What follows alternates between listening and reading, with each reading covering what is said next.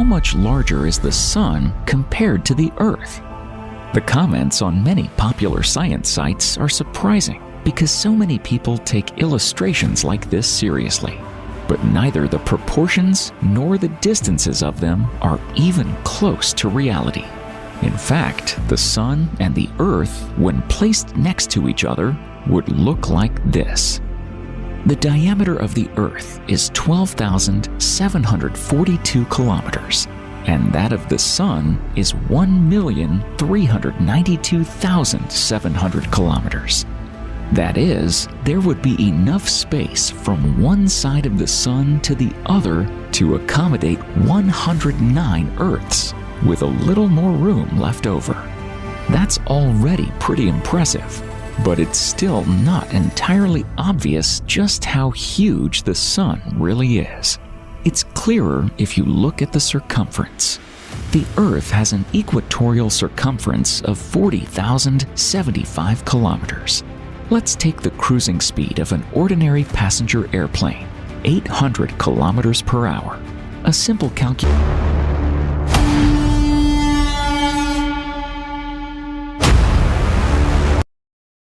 is 4,379,000 kilometers, and our plane would need about 5,473 hours.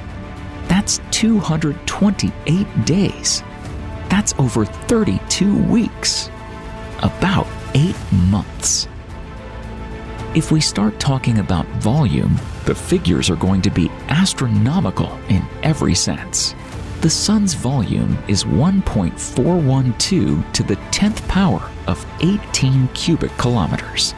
Here's what this figure looks like. And here is the Earth's volume, also in cubic kilometers. Our imagination starts to falter at these numbers. Zeros flicker before our eyes, and we can't quite grasp the difference. So here is a clear demonstration. If we neglect the voids between these spheres, about 1.3 million Earth planets would fit into the Sun. We'll give you a few seconds to realize that. Although this realization is quite invigorating, it's all just a warm-up. The Sun, despite its hugeness, is a pretty ordinary star. There are stars bigger than the Sun, and everyone who's even slightly familiar with the subject knows that. But not everyone can even imagine to what extent other stars can be bigger than the Sun. There are giants. There are supergiants. And then there are hypergiants. Let's focus on them, the hypergiants. Giant stars. Planets from edge to edge, this monster can easily hold as many as 1,000, not Earths, but suns. This monster lives in 1-3, about 5,000 light years away from us. The star has a luminosity ranging between 138,000 and 270,000 suns, according to various estimates. But the star is not visible to the naked eye because of the effect of interstellar extinction. The surface temperature is also much lower than that of the Sun, 3,550 Kelvin, which also reduces the visibility through clouds of space dust. Stars like KY Cygni are quite difficult in terms of determining their properties and even their exact size. It's all a combination of interference factors, distance, interstellar extinction effects, and close proximity to other stars.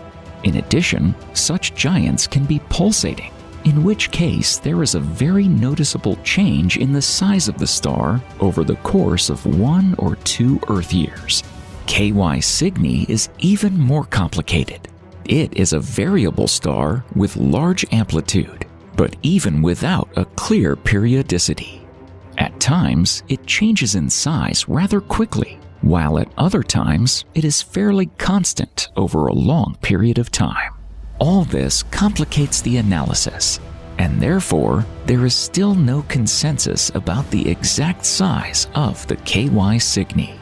But one thing most scientists agree on is that it is one of the smallest hypergiants. Yes, this star is even sometimes referred to as a boundary star. An object with less luminosity would no longer be considered a hypergiant. But there are stars whose hypergigantism no one doubts, and discussions are held only about the exact size and properties. For a long time, this star has been the undisputed leader in terms of proven size. And even now, after most scientists have demoted it to at least second place, it remains incredibly interesting. This is VY Canis Majoris. Located at a distance of about 3,800 to 5,000 light-years away from Earth in the constellation of the same name. There is no unequivocal opinion about its size, as in the case of the KY Cygni, but most stick to an estimate of 1,420 sun radii. It is so enormous that if placed in the position of our star, it would reach the orbit of Jupiter. Interestingly, with such a mind-blowing size, the mass of VY Canis Majoris is estimated to be 15 to 25 times the mass of the Sun. No, not 15 to 25 million times, not even thousands of times, but just 15 to 25 times. This may seem unbelievable and even ridiculous, but it is true. And here's why. VY Canis Majoris has an average density of 5.33 to 8.38 milligrams per cubic meter.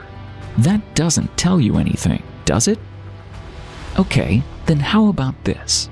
The density of the Earth's atmosphere at sea level is about 1.2 kilograms per cubic meter. Again, the average density of matter of the hypergiant star VY Canis Majoris is about 100,000 times less than the density of the air on Earth's surface. As strange and even absurd as it may seem, it is a normal thing for hypergiant stars, especially the ones living out their age. And that's exactly what VY Canis Majoris is. Astronomers believe that it is actually beginning to die, although in terms of astronomical standards, it has lived very little, about 10 million years. For comparison, our Sun has already lived 4.5 billion years, and it still has a long time to live. But VY Canis Majoris has, according to rough estimates, no more than 100,000 years left. Scientists suggest that the star has already dropped more than half of its mass.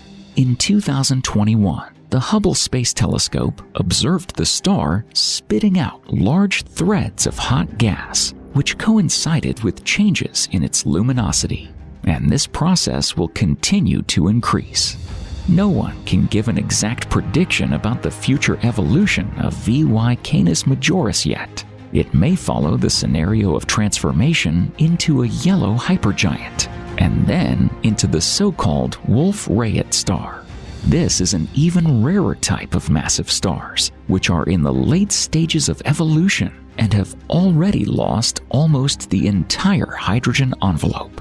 But they're still rich in helium, and it's what they burn in their core in thermonuclear reactions. VY Canis Majoris will be rather unambiguous. Like all supergiants, the star is almost certain to explode as a supernova, or even a hypernova. It has already begun to massively fuse helium into carbon, and will continue to synthesize heavier and heavier elements up to iron. At the same time, like the famous Betelgeuse, it is losing its mass, and will presumably explode within the next 100,000 years. The explosion will probably cause deadly gamma-ray bursts, and the shockwave will sweep at several thousand kilometers per second, demolishing everything on its path in near space. it will keep terrorizing the far reaches with radiation for many years, until it loses its power due to dissipation. Most probably, there will be not even a neutron star, but a black hole at the place of the star.